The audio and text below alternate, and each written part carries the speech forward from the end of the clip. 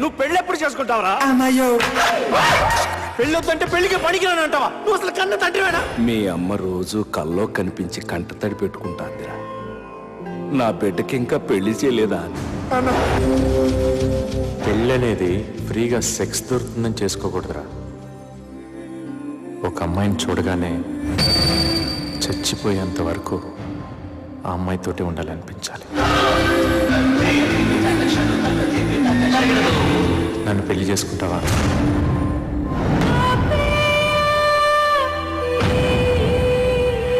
వాడితో పడుకున్నావా?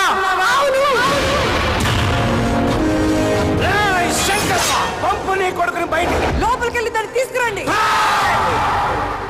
ఒక్కసారి పుడతాం, ఒక్కసారి చస్తాం, ఒక్కసారి పెళ్లి చేసుకుంటాం.